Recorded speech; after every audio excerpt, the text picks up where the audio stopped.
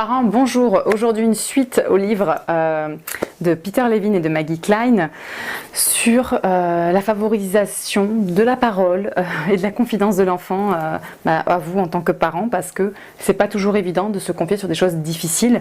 Dans notre culture, on a énormément appris à ne pas croire les victimes. Donc voilà, comment inspirer confiance à son enfant pour accueillir sa parole en toute sécurité. Premier conseil des auteurs, ça va être de parler du toucher, des interdictions du toucher, de la validation des touchés, dès la maternelle. On n'attend pas le début du collège pour parler du consentement et de la pédocriminalité. Moi, en effet, j'ai commencé très tôt avec les miens. On a même fait des jeux de rôle. Là, si je fais semblant de te toucher les fesses, qu'est-ce que tu dois dire? Ah non, non, je veux pas.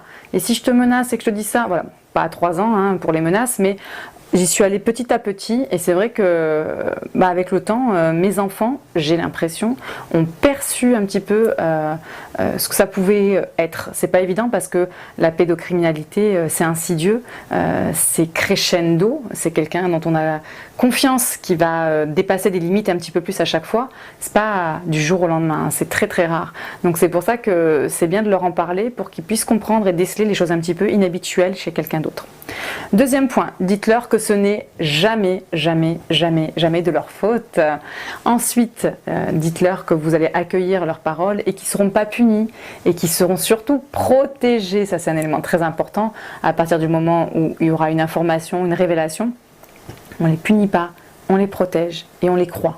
Une base en fait. Quatrième point, apprenez-leur à parler de ce qui se passe au quotidien, parce que comme ça, les choses qui seront difficiles seront plus faciles à transmettre, à oser dire. Je pense que c'est vraiment très important de pouvoir avoir ces clés en main, en tête, pour pouvoir favoriser les confidences, parce que c'est pas évident pour entendre des gens se confier et entendre des retours de gens qui se sont confiés à des personnes qui n'ont pas su accueillir leurs paroles, notamment sur l'inceste. Ça majore le trauma. Donc il est vraiment nécessaire de se dire que vos enfants n'ont aucun intérêt à mentir et que vous pouvez justement les protéger. C'est vraiment très important, ils comptent sur vous et voilà, c'est crucial. C'est pour ça que j'avais envie d'en parler en vidéo. J'espère que cela n'arrivera jamais à vous et votre entourage, mais il y a des millions d'enfants incestés, donc il y a forcément des millions d'incesteurs. Donc on en connaît tous. C'est pour ça qu'il est important de favoriser la prévention. Je vous remercie de m'avoir écouté et je vous dis à très bientôt. Au revoir.